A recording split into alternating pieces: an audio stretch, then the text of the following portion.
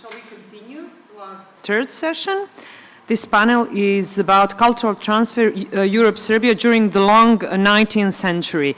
As Slobodan mentioned before in the conversation with Professor Šmale, the Serbian society and Serbian state in 19th century, history of the Serbian society in 19th century can be divided in at least two totally different phases and two parts. And we're gonna hear from our speakers today from the beginning of the 19th century to the end of the 19th century, how did it function. Our first speaker is Professor Slobodan Marković. He is a full professor of the political and cultural anthropology and political history of Southeastern Europe at the Faculty of Political Sciences at the University of Belgrade and in the Institute for European Studies in Belgrade as well. His book includes British Perception of Serbia and the Balkans from 2003 to 2006 and an edited volume entitled British-Serbian Relations from the 18th to the 21st century.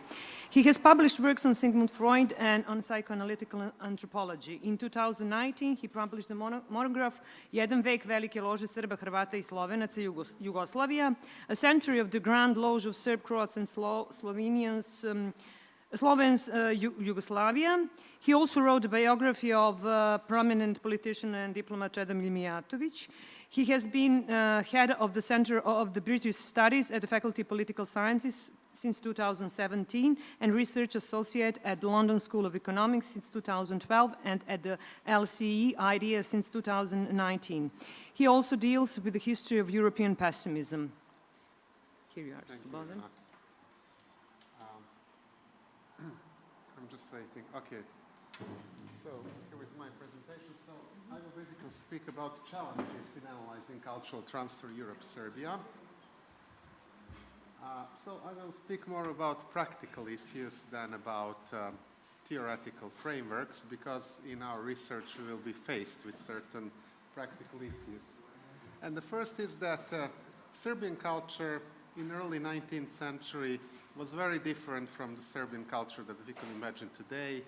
And some of the experts who dealt with it, like Trajan Stojanović, one of the leading Balkanologists, actually speak of some sort of Neolithic culture that existed there.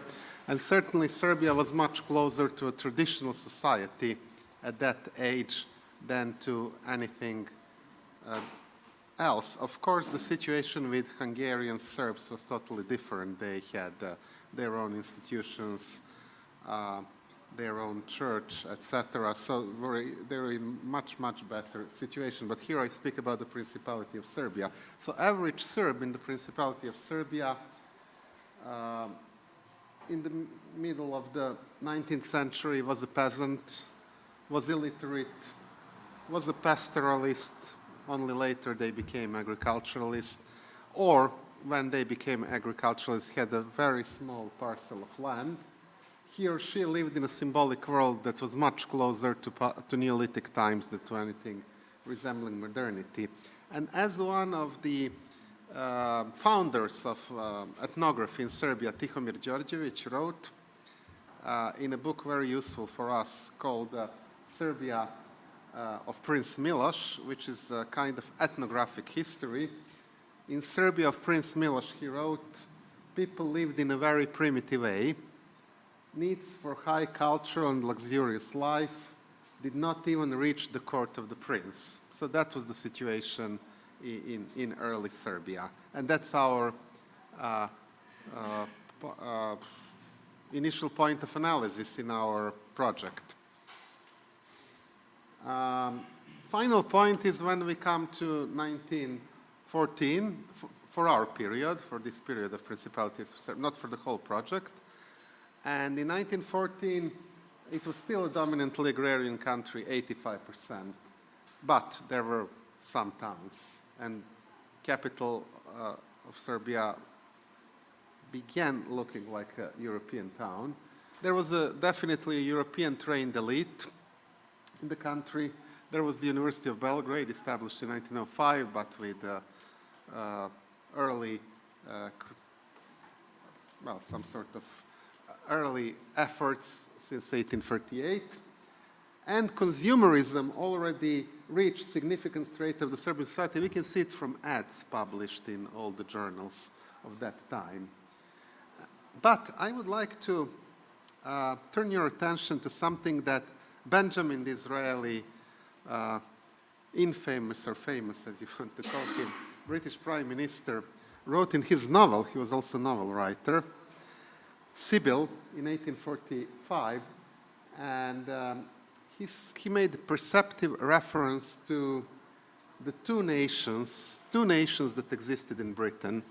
And he says there were two nations between whom there is no intercourse and no sympathy, who are as ignorant of each other's habits, thoughts, and feelings as if they were dwellers in different zones or inhabitants of different planets, who are formed by a different breeding, are fed by a different food, are ordered by different manners, are not governed by the same laws. So, very politically incorrect, but very factually correct observation of upper class in Britain and the rest of the population.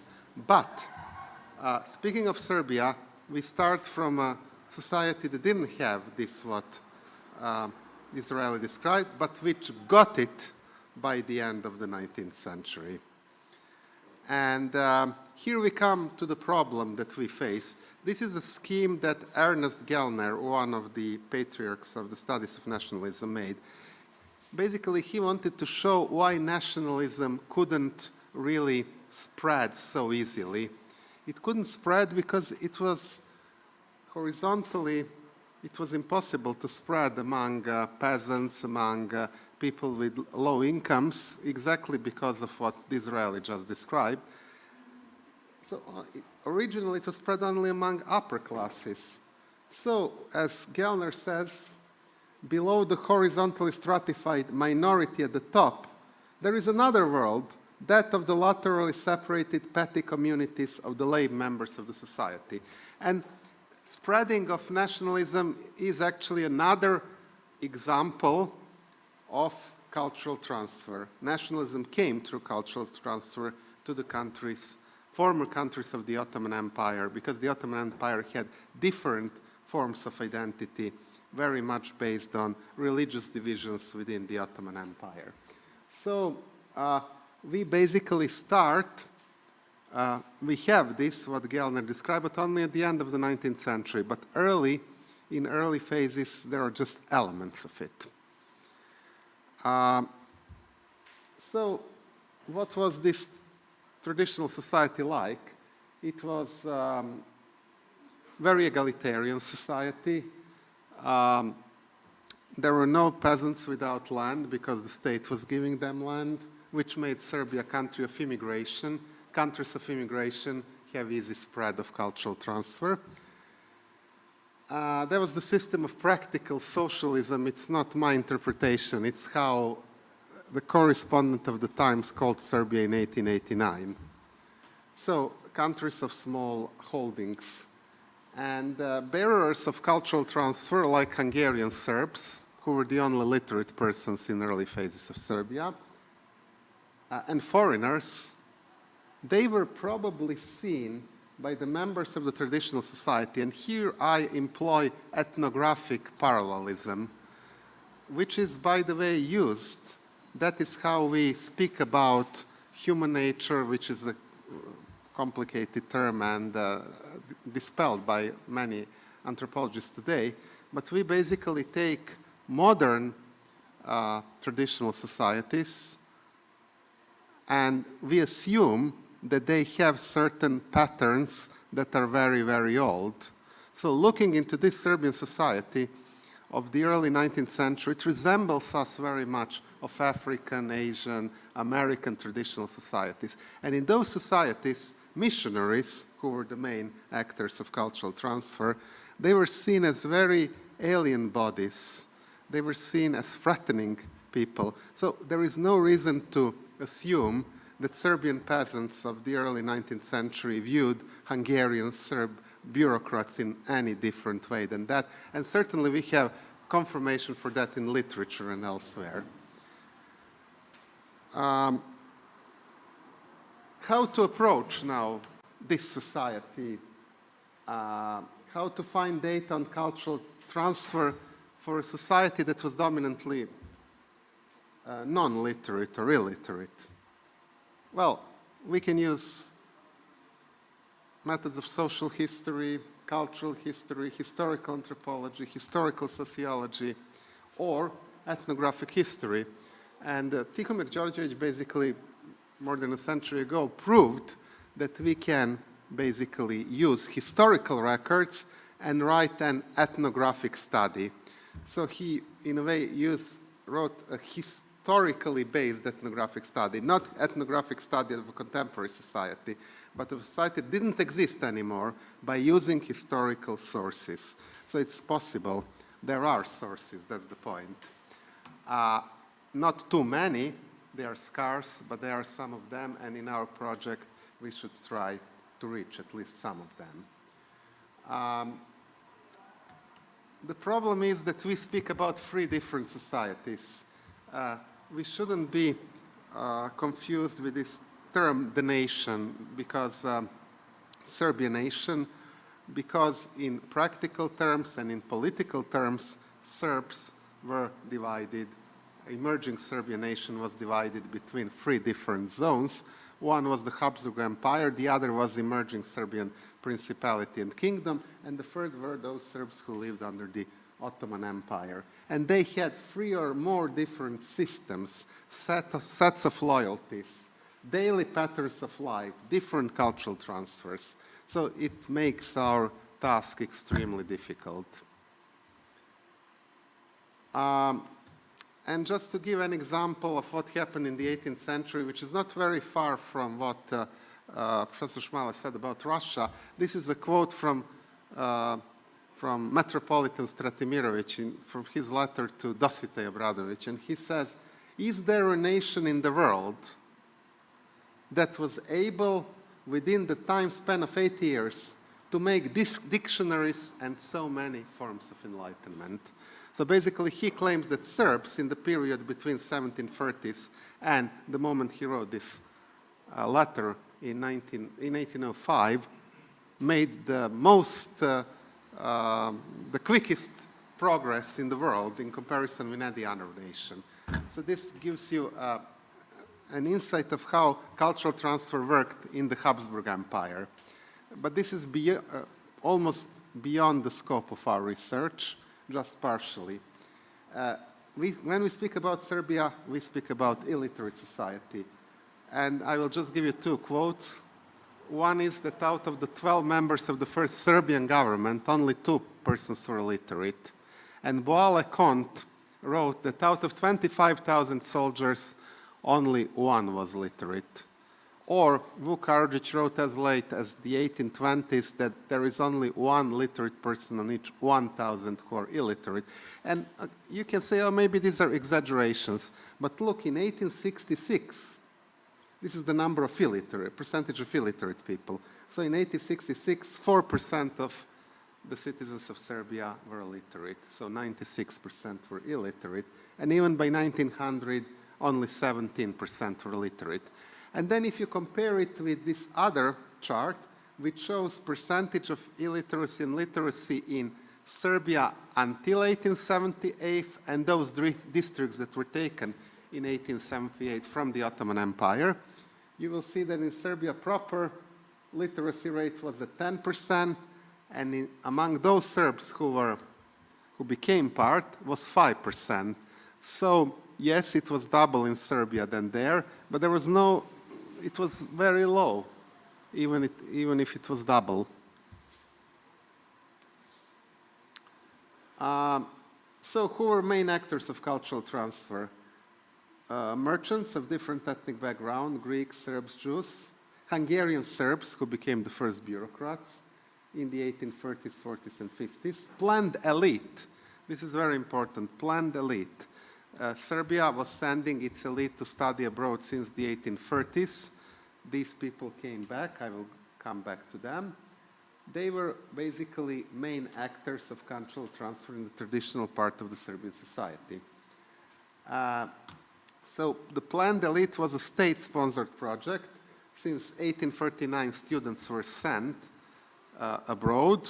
By 1858, there were 200 students who came back to the Principality, who finished, got their BA or other degrees abroad. And basically, once they came, they immediately started liberal movement. Okay, that liberal movement was several people, but it was enough. Several professors. All of them studied abroad. By the beginning of the 20th century, there were strata of bureaucrats, officers, specialists, merchants, teachers, and most of those strata, with the exception of merchants, and even some merchants, were persons who studied abroad. So basically, through this project, there were several thousand people who studied abroad by the early 20th century, and basically they were the main bearers of cultural transfer, like those Russians in the 18th century. They were returning back as a kind of Frenchman, whatever, German, Swiss, whatever, Russians. Not too many, but some of them as well, yes.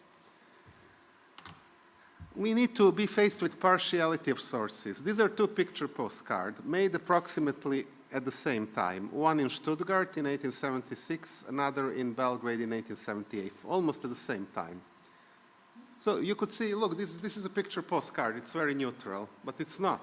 Even with photos, even selection of photos, what are the areas of which you want to make a photo? Selection makes, that photographer made, is partial, and that selection was left to us. So you have one Belgrade with mosques, not very developed, and the other Belgrade which looks totally European with a church, classical buildings, etc. This, of course, to the right is what the Serbian government wants others to think about. This is self-perception. This to the left is what was an Orientalist theme. Neither of them is, both are partial. But what I want to say is that things that we will collect will undoubtedly be partial. And the problem is that they had, what was the exact meaning of this picture postcard to the right was self-evident to those who made it. We can only reconstruct that self-evidence to a certain point of view because we don't live in that age. So we should be aware of that.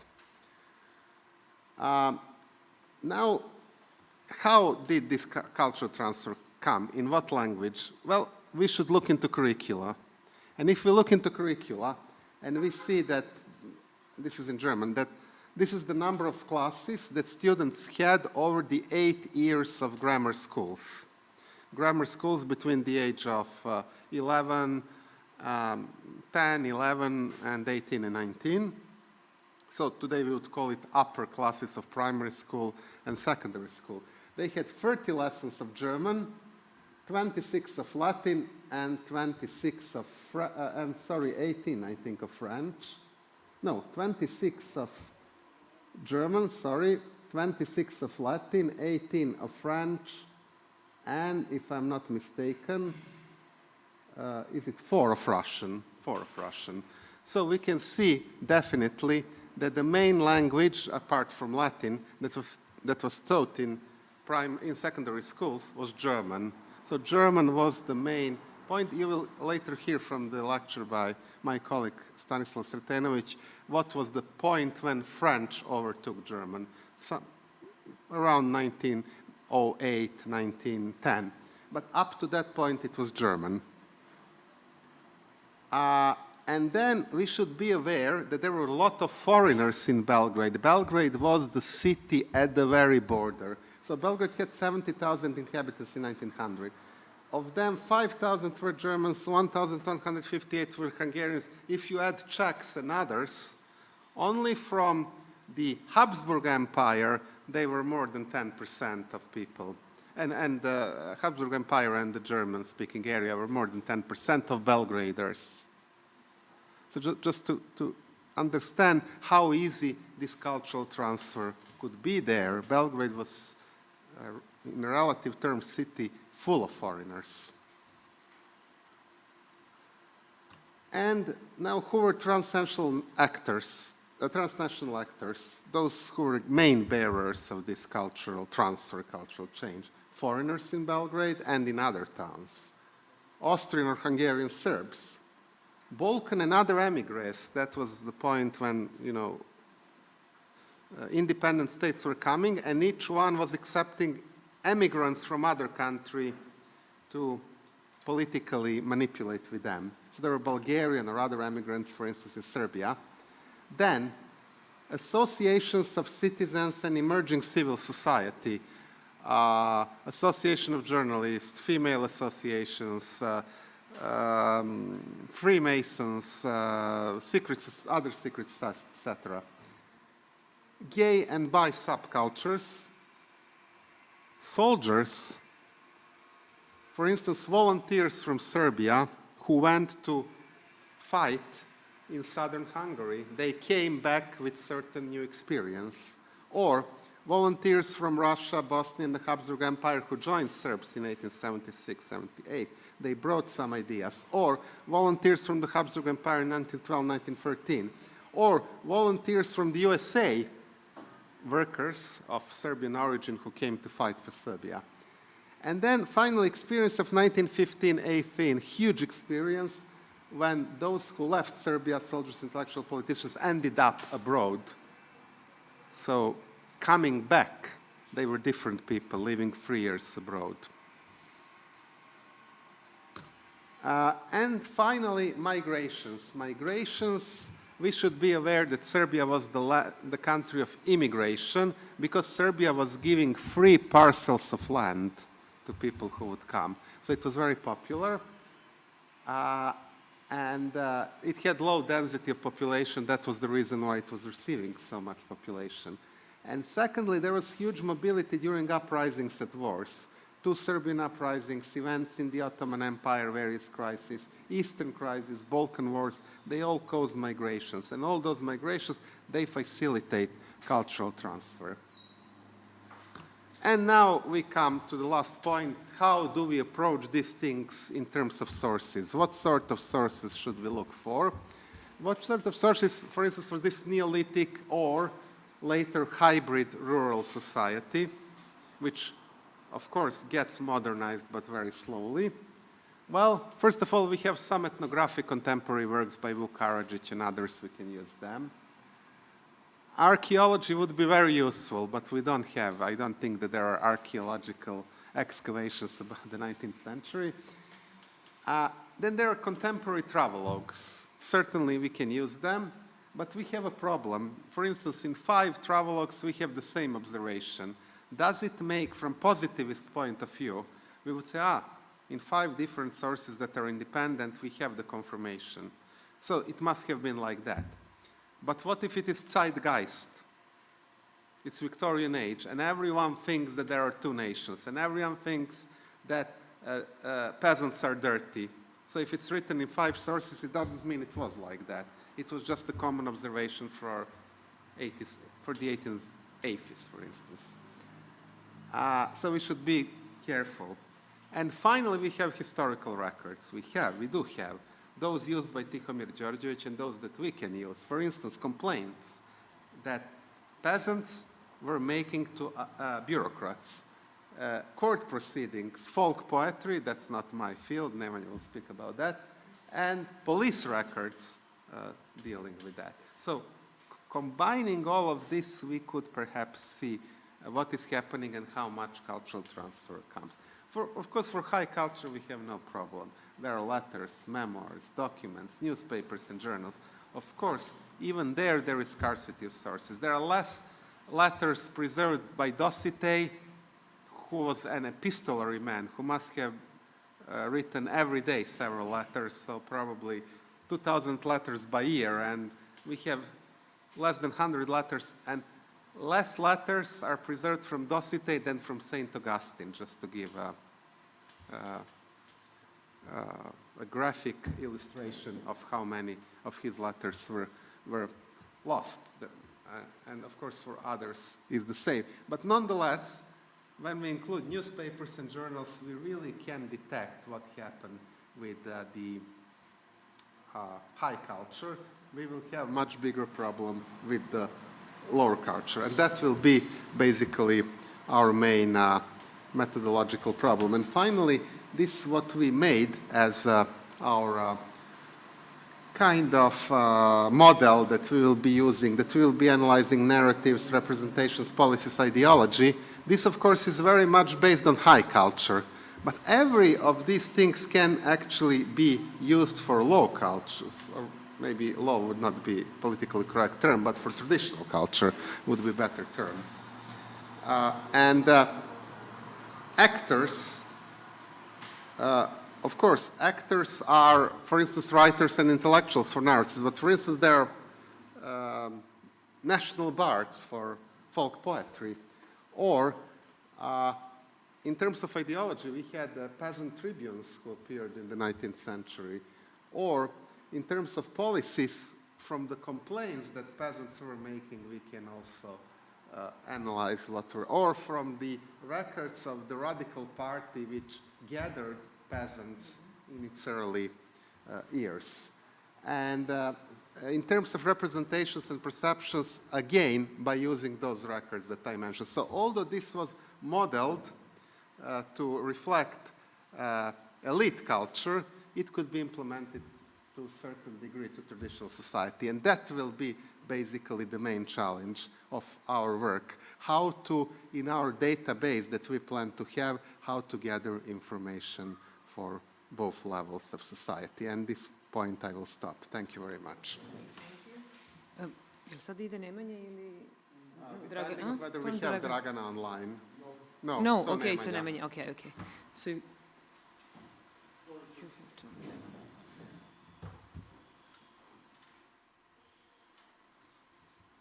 hoćeš da se zamenimo, Nemanja?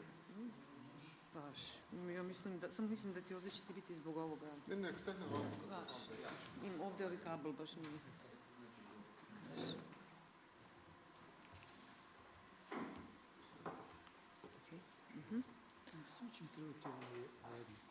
Slobod, gde je on?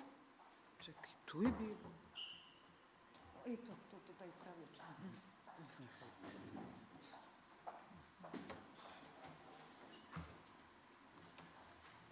Okay, can we start?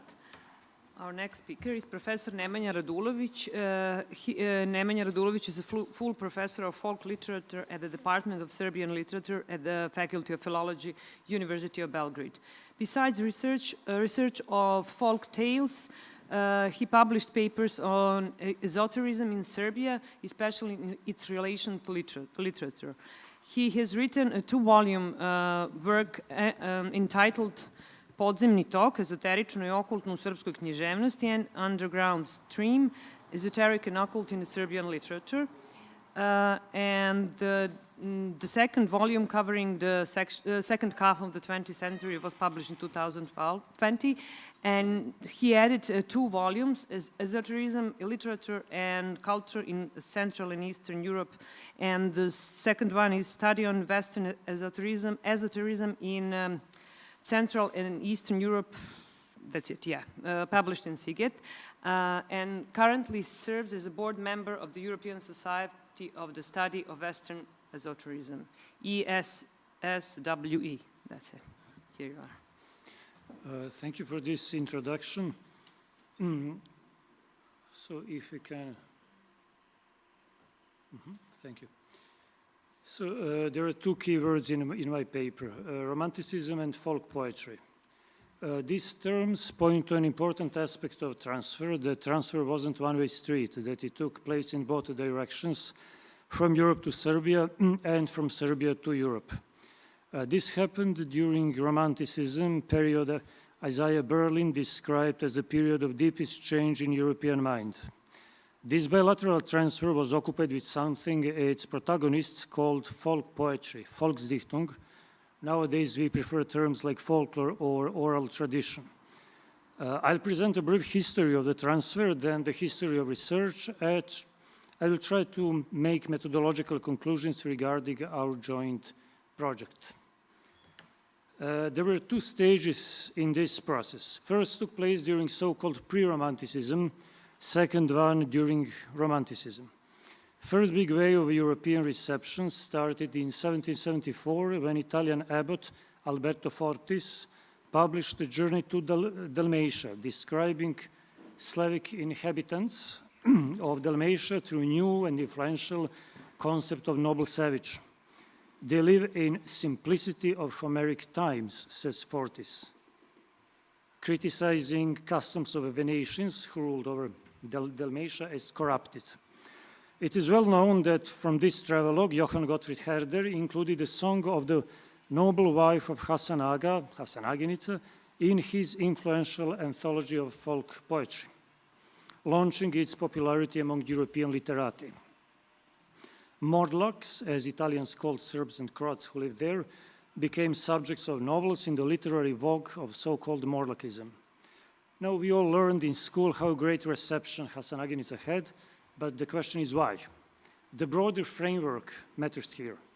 In that time, British and European culture was occupied with debate about Ossianic songs, mystification, today we know it's mystification, forged by Scottish poet James Macpherson, aimed at boosting Scottish nationalism.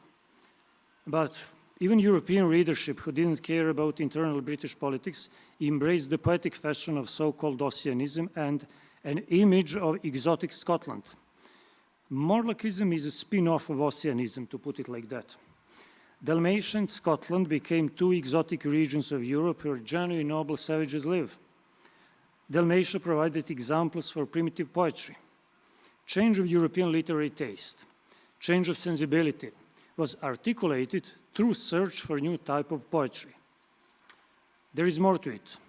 Man who financially backed up Fortis' expedition to Dalmatia was Scottish nobleman James Booth, first Scottish Prime Minister of the United Kingdom and partisan of Ossian's authenticity. He reasoned, if Fortis brings poems comparable to what Macpherson published, that would prove the authenticity of Ossianic songs. Of course, the logic of this reasoning is not impeccable, but it's not important now. But Dalmatia wasn't inhabited by noble savages only. Fortis had close connections with a circle of Dalmatian intellectuals who were deeply influenced by ideas of Giambattista Vico.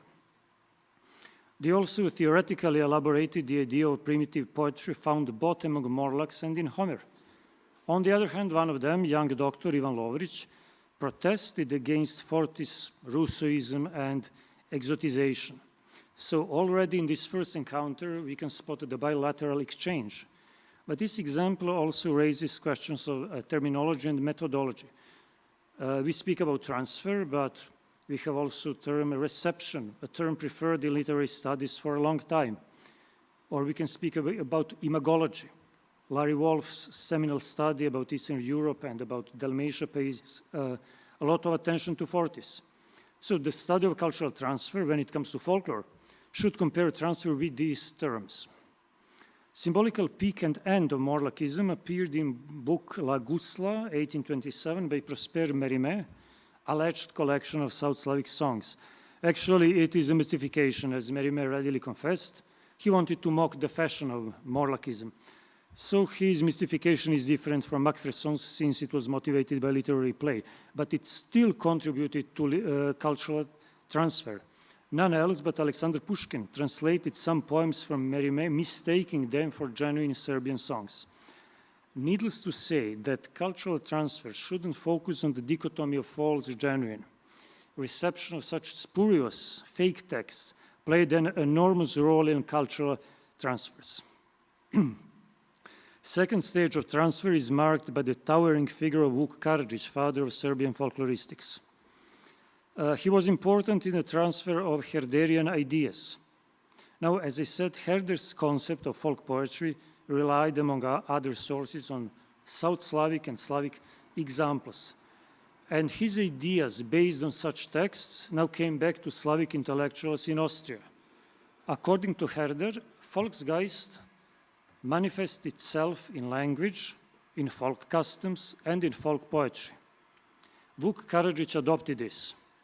For example, Herderian concept of language nationalism is recognizable in Karadžić, who doesn't see Catholics and Muslims as Latins and Turks, as traditional names were, but as people of same nationality, only of different denominations. However, Karadžić wasn't the first one. Herderian ideas became commonplace in European intellectual life in the early 19th century and among Serbian intellectuals too. As early as 1800, none else but Archbishop Stratimirović, on the left, uses Herderian concept of folk soul. He calls for collecting folk poems. Classicist poet Lukian Mušicki in the middle quotes from Herder. Young Vuk meets Mušicki as a student, and Mušicki asks him for some folk songs. And now Vuk is embarrassed. He thinks that Mušicki, a learned man, makes fun of him as a country lad. Only later, when he became familiar with Herder, did Vuk realize that Mušicki was that serious. Finally, Vuk's famous opponent, classicist poet Jovan Hadžić, on the right, was at the same time ardent Herderian. One example showing the change of mentality. From Middle Ages till 18th century, monks, Serbian monks, condemned folk poetry as pagan and lying. Suddenly, in early 19th century, none else but Archbishop Stratimirović sends some ritual pagan songs to Vuk Karadžić for his first collection of folk songs in 1814. Mušicki, monk too, in a letter to Vuk says, "The description of our folk customs should be catechism for our children. It is more important than catechism we use." So church leaders are endorsing pagan songs and customs. Actually, some priests and monks who were Vuk's collaborators sent him erotic folklore, obscene songs and proverbs and riddles, something unimaginable in previous centuries. Why is that? Because such texts were seen as expression of folk soul. And by preserving them, we preserve nationality. It's full-blown Herderianism. What was crucial for Karadžić was contact with Jakob Grimm. Karadžić first became familiar with Grimm's famous circular letter from 1815, where a German scholar issued a call to learned Europeans to collect folklore. Grimm was the founder of folkloristics, the first who created a scientific approach to folk poetry. Since he was a linguist too, he applied the linguistic method to folklore. It's something I'd call, to paraphrase Nietzsche, a birth of folkloristics out of the spirit of philology. Grimm further developed Herder's concept of Volksgeist. His approach was essentially comparative, just like new Indo-European linguistic was. And the core of his concept of folklore was that modern songs and tales are only remnants, fragments of decayed pagan myth. So we should use contemporary folklore to reconstruct ancient mythology. Vuk Karadžić belonged to Jakob Grimm's network. There is an extensive exchange of letters and books between two of them. And Vuk's activity in some important aspects should be understood as adoption of Grimm's ideas. For example, he started collecting fairy tales after Grimm urged him to do so. Then Vuk's idea in presenting folk beliefs and customs as a system, his interest in mythology too. Vuk heavily edited texts of folk tales, just as Grimm brothers did with German tales, purging them from traces of modernity, believing that thus they rendered them back into original, genuine folk state, untouched by modernity. On the other hand, Grimm helped in rendering Serbian folk tales, songs, and grammar in German, and Vuk provided him with material that corroborated his theories and his comparative approach. Followers of Herder's and Grimm's ideas in Slavic cultures were given impetus by Karadžić's work, mediated through Grimm's network. It is also the time when Slavic studies emerged. Czech author Václav Hanka, who forged mystification of old Czech manuscripts, just like Macpherson, did so in patriotic zest, having Vuk, whom he personally knew, as a model. Another example, the chair of Slavic studies was founded at Le Collège de France in 1840 with Adam Mickiewicz, the greatest Polish poet, as the first lecturer. His course was on Serbian epic poetry. Now, careful analysis of context shows that Mickiewicz's presentation of Serbian songs actually has background in his political, mystical messianism. So again, we have the political context of transfer of Serbian folklore plus foundation of Slavic studies and all of that in the French context. And then Mickiewicz's ideas were transferred to Serbian culture as early as 1843. Namely, he proposed that some Serbian poets should take epic songs and compose one long epic out of them, like Iliad. And this gave impetus to many such attempts in Serbian culture in 19th and early 20th century. The idea was to create a national epic, as it was done in Finland at the same time, when one man, Elias Lenerot, composed Kalevala out of many independent songs. So again, we have transfer from Serbia to Europe and then its way back. Speaking of Serbian culture, this type of influence continued during the 19th century after Vuk Karadžić too. For example, we usually say that pioneer of modern historiography, Ilarion Ruvarac, introduced modern methods by distinguishing history, as testified in sources, from folk traditions. But it doesn't mean that he diminished folk poetry. On the contrary, Ruvarac is also the pioneer of the methodological method in interpreting folk poetry, inaugurated by Jakob Grimm. Ruvarac joined the same camp as luminaries like Max Müller and Afanasiev. Thanks to Vuk, folklore entered canon of national literature and culture, and Vuk himself became part of the canon. This influence extends till nowadays in popular views on folklore, language, nation. Herder's and Grimm's concepts thus have continued their lives. What has been done so far when it comes to research? There is a tradition of receptionist research in Serbian literary studies when it comes to this topic, Serbian folklore and one national literature. And the studies focus on Romanticism mostly. Most attention has been paid to German culture with Goethe and Jakob Grimm as key figures.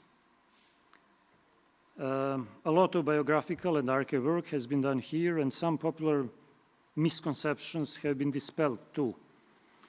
It has been a field of research since the early 20th century till nowadays, so please pay attention to the first and the last year marked in red.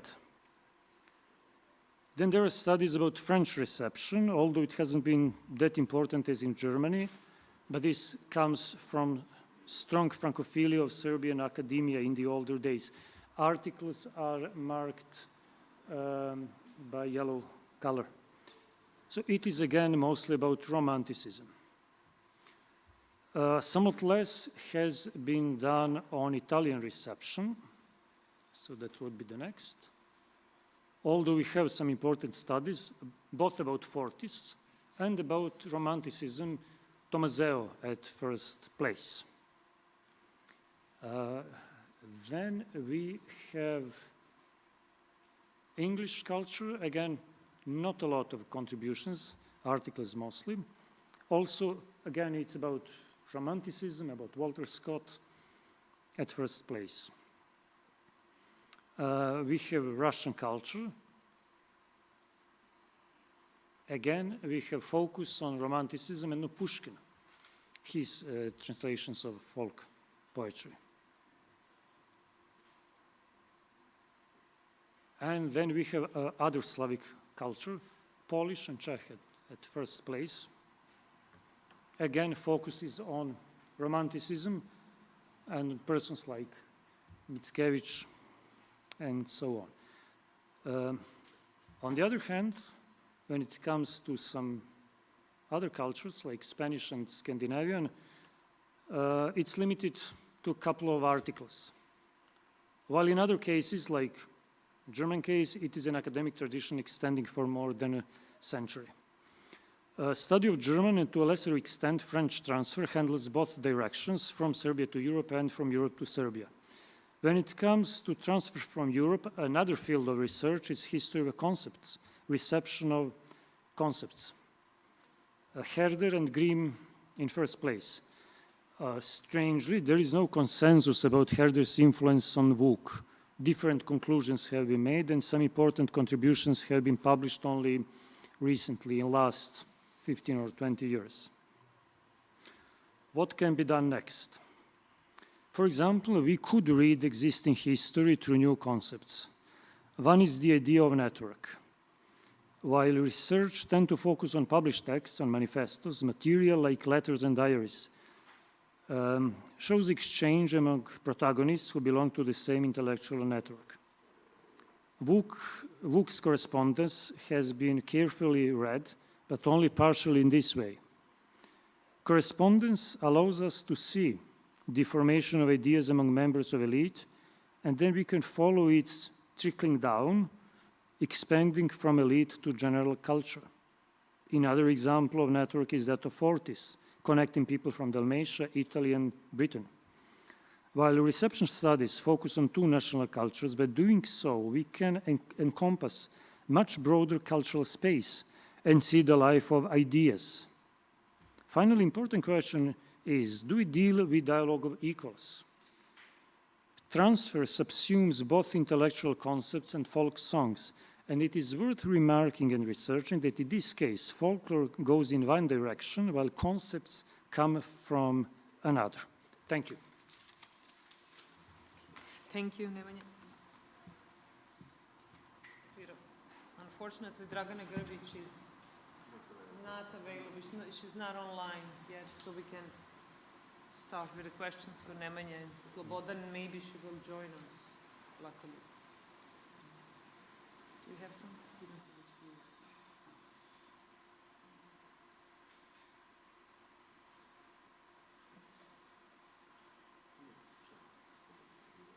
No, we don't have it. Let's see.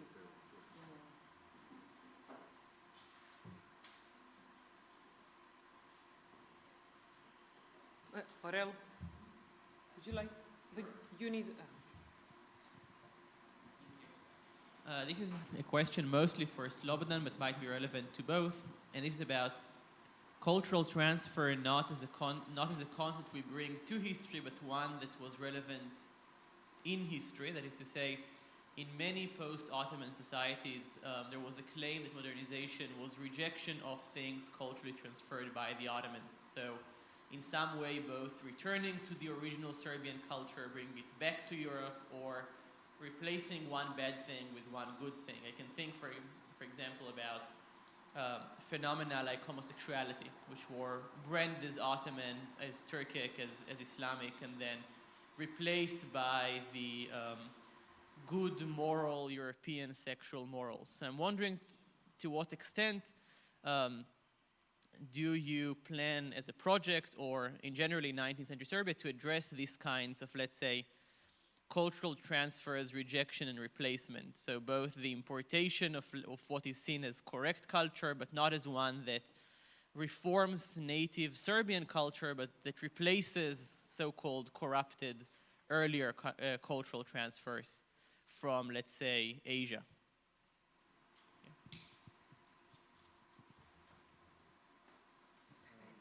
Who should answer? I'm hoping I will try to answer. So first, this traditional society of the early 19th century was the result of the 18th century. The 18th century is described as pagan reaction, so the church almost disappeared. The church, of course, moved to southern Hungary and was extremely important there. But in Serbia proper, it lost any role.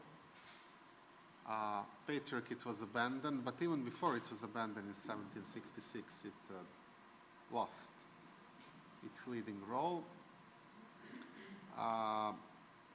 There was a move to highland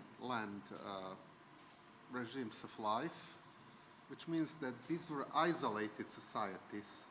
You had quite many isolated societies.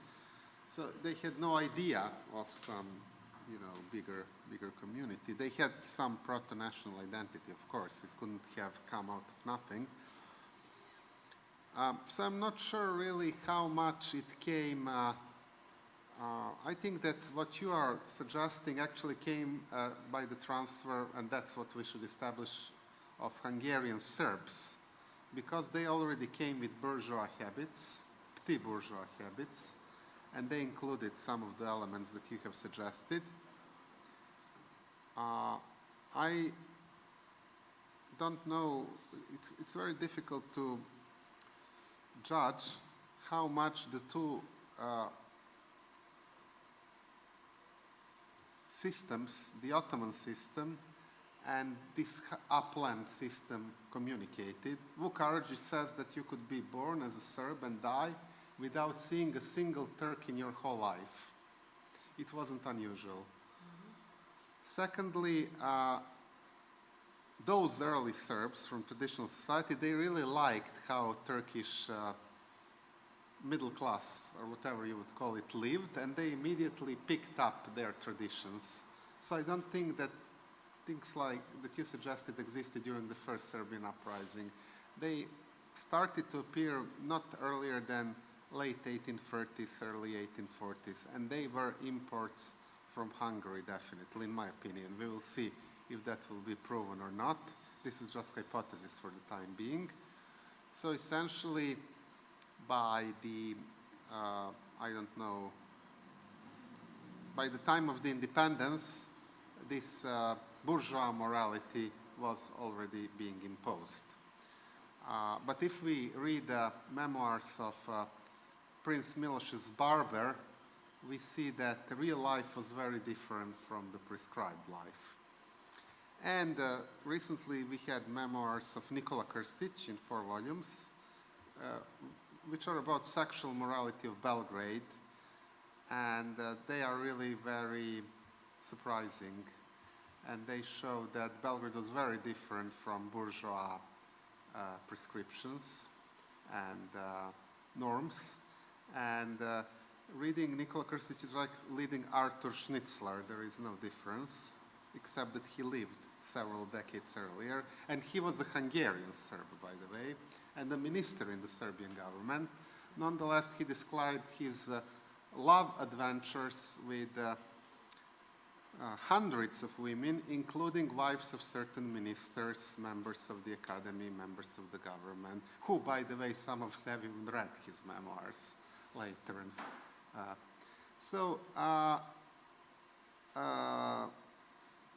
We discover more and more this is a neglected field of study, so we don't know too much.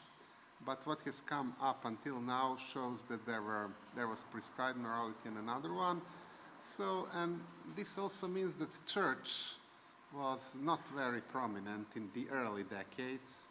And even by 1900, there were about 3 Orthodox or 4 Orthodox churches in the whole of Belgrade.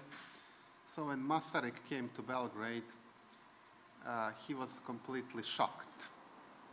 And he said to prominent Serbian theologians, in comparison with Prague, Belgrade looks as a city of paganism that needs to be, where Christianization needs to take place. That's what he said. So, something that, by the way, rector of the theological school in Belgrade, Dimitrijević, admitted himself in a book written for the English users in 1909.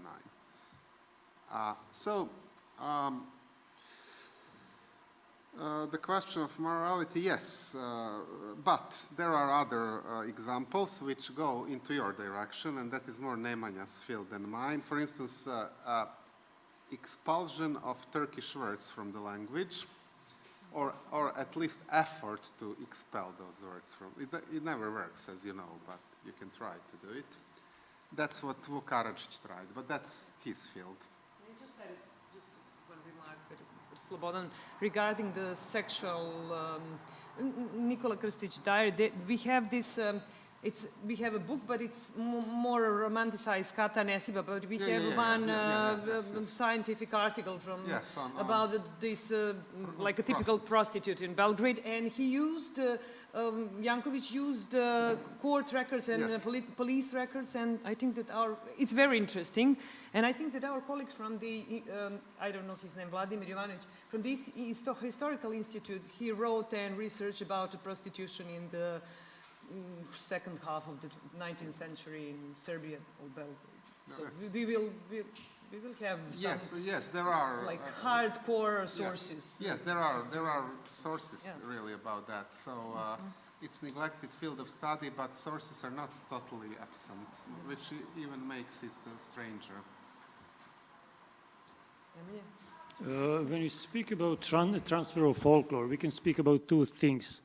One is transfer from one national culture to another, reception of folklore, for example, Scottish pseudo-folklore in European culture of 18th century, or Serbian folklore in German Romantic culture, and so on. And the other possible field is a reception of folklore in elite culture of the same national space. So what we are discussing now is more the former, but the later is, of course, also very interesting and very influential, because literature and also art of 19th century is heavily inspired by folklore, by folk songs, by folk history.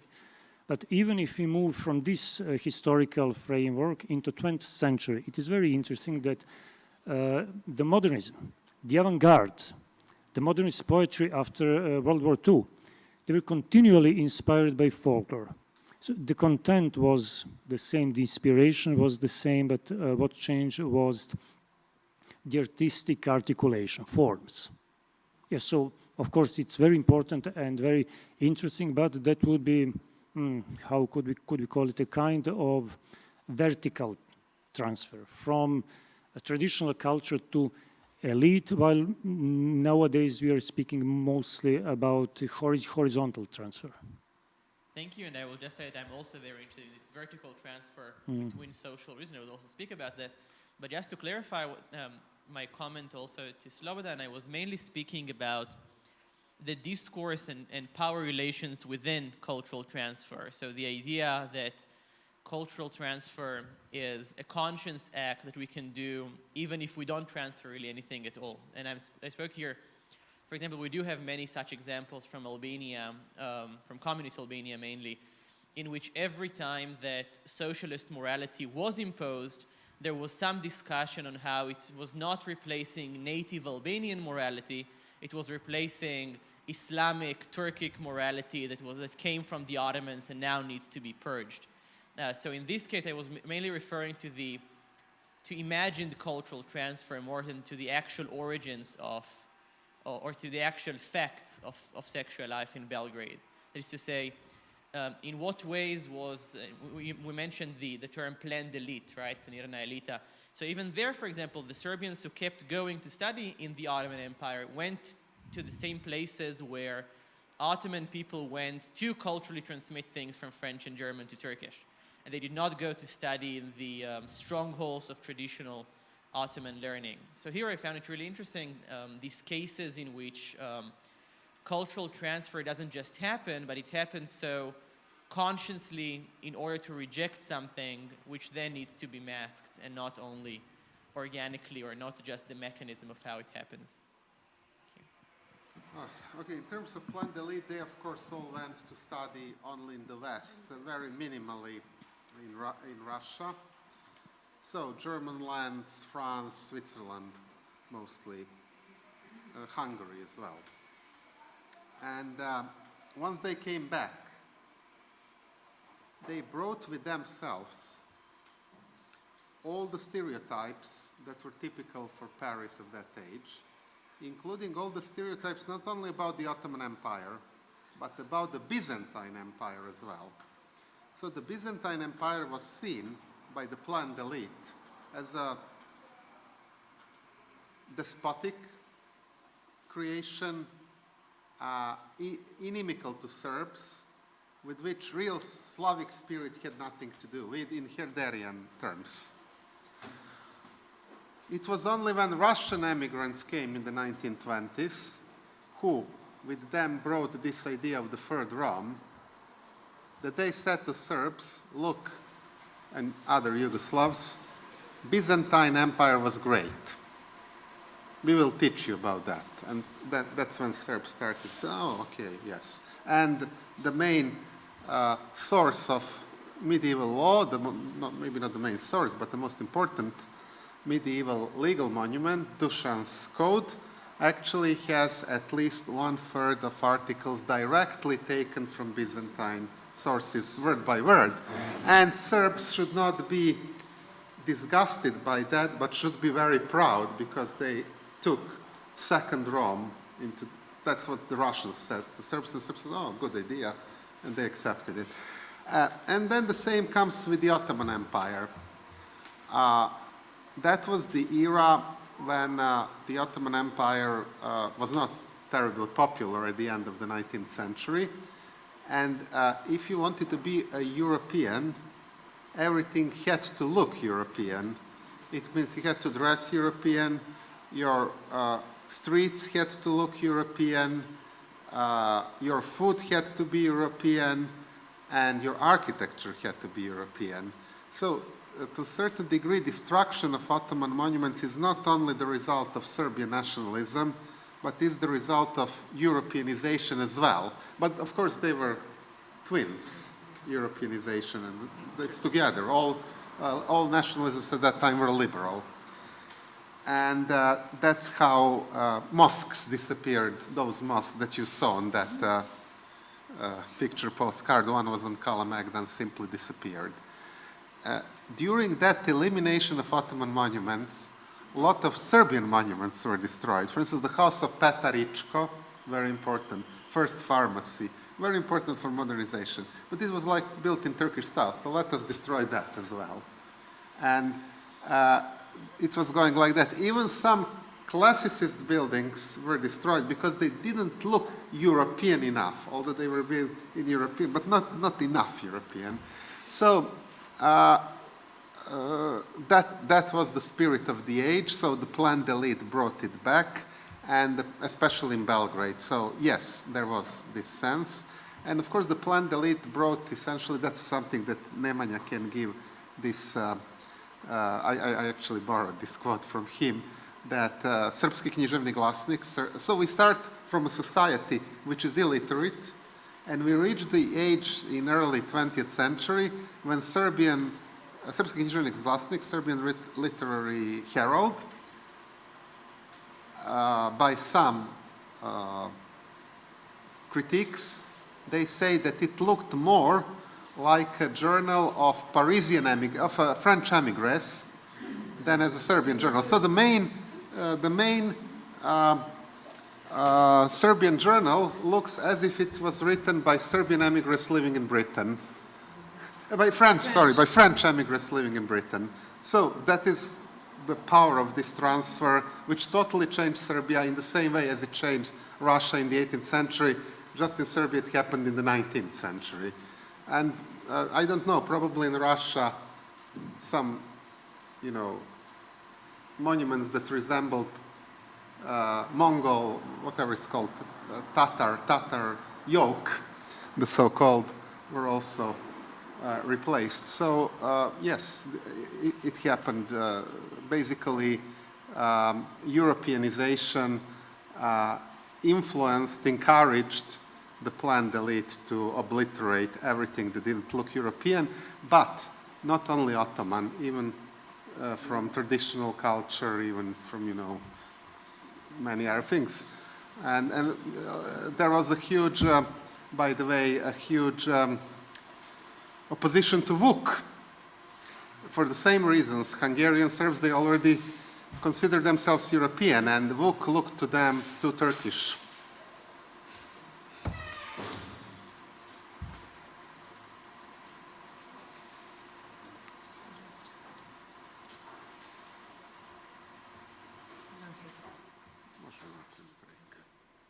We will have like a 10 minutes break because Dragana obviously can't get online, and then we will continue with this, our last session.